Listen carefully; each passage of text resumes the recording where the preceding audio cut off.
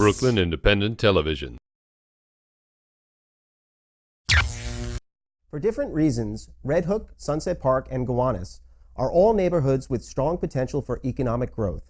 One thing they share is being part of the Southwest Brooklyn Industrial Development Corporation, which for more than 30 years has worked to encourage local industry and manufacturing. Here to tell us about a major change in state incentive programs and to fill us in on how companies in Gowanus will be affected by the giant Superfund project is Executive Director of SBIDC, Josh Keller, as well as its Director of Business Services, David Mead. Gentlemen, welcome. Thank you. Thank you, Randy. So I know the long-standing Empire Zone program has ended and the Excelsior program has come on the scene. So can you give us a sense of the differences between the two programs and what's Excelsior all about? I would say that this is part of everything that's going on in Southwest Brooklyn right now. It's an interesting time. It's a tough time. And we're, as a local development corporation, helping businesses manage through this change. Excelsior has come in. It's brand new. The Empire Zone's phased out just recently, and it's been a flagship program for the neighborhood, for us, for the state, for so long. And there's a lot of specific differences, a lot of specific concerns that businesses have. I'm going to pass it over to Dave for just a little bit of extra detail on that. But there are differences in benefits, and Dave, maybe you want to explain some specifics on that. Yeah, I mean, I could jump in right away on that. Specifically, the industry categories that are targeted, they're very different. The state has had an idea in terms of exactly what they want to go after now. Still works for us in terms of the manufacturing, distribution as a category. Certainly clean tech, R&D, agricultural is also a category. We're starting to get more interest in that program. It's taken a little bit of time, but the thresholds are a little bit higher. The benefits are a little bit less, but we still think that there's definitely some substance behind this program. So what do businesses have to do to qualify for the Excelsior program? Yeah, I mean, the first thing, they've got to go through a higher threshold. So let's utilize, I guess, manufacturers, for instance. They've got to hit a criteria of 25 jobs, and that's over about a 3 to 5 year period. That would be 25 new jobs. 25 net new jobs in the state, that's right. And that's going to be a challenge. I think one issue Josh and I have talked about is for Brooklyn manufacturers, that's an issue. That's harder to hit than it is a statewide program. There's some larger manufacturers upstate that it's an immediate in for them. But for our group that we deal with specifically in our neighborhoods, it's going to be a more difficult thing. So it's the job threshold. It's also there's an application criteria that's difficult to get through. And your feet are really held to the fire if you're not meeting those job thresholds and job creations. Would say that companies that are already in the Empire Zone have the option to stay in it. And we definitely got the word out. We have had an Empire Zone since 1994. Program's been around since 1988, but 1994 in Southwest Brooklyn. And so we have hundreds of companies enrolled in the program. They'll be able to continue their benefit periods until they expire. There is a provision for double dipping. You can't have Excelsior and Empire Zone. And there'll be a question in certain instances, is Excelsior better for us or is Empire Zone better for us?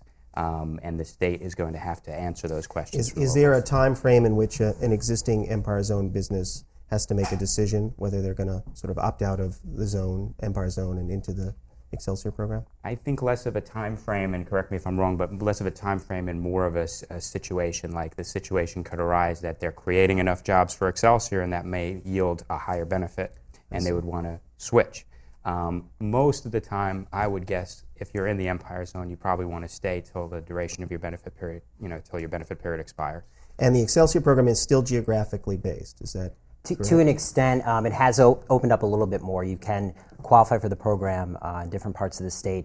There's 4 benefits, which I can just mention. There's a job benefit, there's an R&D benefit, and investment tax credit benefit. So if you're investing in the business, you can get a credit back. The final one, which is the most interesting, which is geographically based, is the real property tax benefit. You would have to be in what's called one of the state's New York State investment zones. Southwest Brooklyn and our 3 neighborhoods happen to be that. So if you're a company in there, you're meeting the job creation thresholds, then you can apply and potentially access that real estate benefit. And that's really the one that gets the businesses the most excited. There's a refundable benefit to it. It lasts for 5 years. It can be up to 50% of their overall real estate tax. And are there any businesses right now in Southwest Brooklyn that have qualified for the Excelsior program? We do have one online. One right now, yeah. And they're creating probably 30 new jobs. Yeah. And this would be a manufacturing business? Yep. In the food industry? In the food industry, they're in Sunset Park, yeah.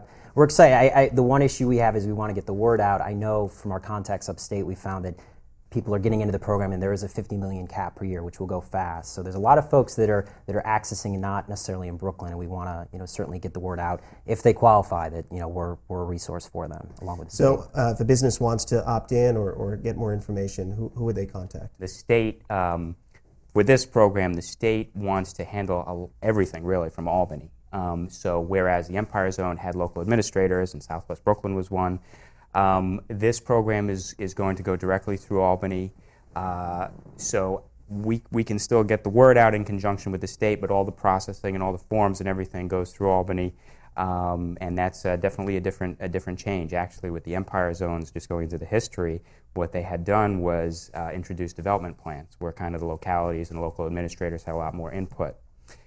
This is definitely a shift, and they're very clear that they want businesses coming to them in order to access any benefits. So they can call the state directly, or they could still work through you guys. I would recommend for our particular area that they call us, we work closely with the state.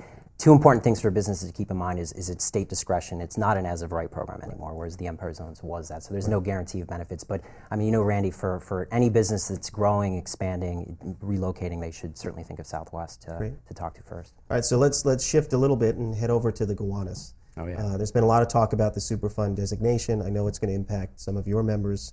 So what's the story on the ground, and how is going to play out? Right. This is a huge project, and obviously the Gowanus is a very dirty body of water. It's been an industrial canal for a long time, and everyone I've spoken to, even businesses, agree that it needs to be cleaned. There's just a fear of the uncertainty that comes with the Superfund from a lot of the members that we hear who are operating right on the Gowanus Canal.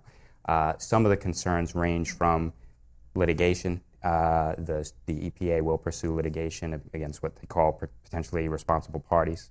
They have made it clear, the EPA that is, that they're not going to go after small business so much, and I take them at their word on that. They're going, for example, National Grid has been named, and they're cooperating with the EPA right now. Those are large corporations, and they assumed liability from Brooklyn Union Gas and whoever was the prior owner of those properties. So litigation is a concern.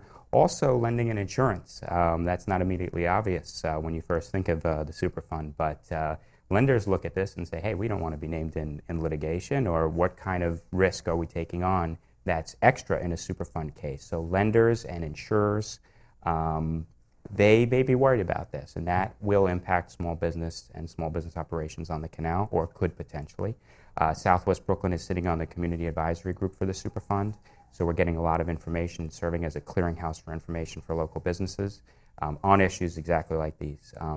The only other issue I would say is some people actually use the canal for barging and the barging of materials. So when you're talking about a project that may dredge the whole canal, that will impact operations directly. And lastly, if they're going to have to do a lot of testing of the mud, and they're going to have to go through property. So there's entry. Yeah, that has actually come up, and I've known some businesses that have had concerns about giving access to folks who are going to come in from the EPA and do this testing.